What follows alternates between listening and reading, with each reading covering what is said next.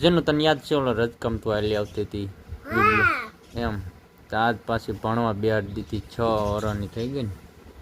હા 6 વર્ષ રેડી આમ કરતો આ બધું દેખાડતો આજે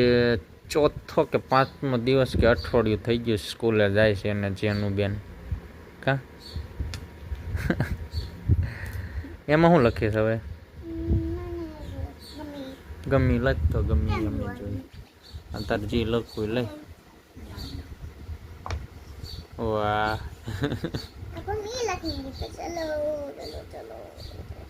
અરે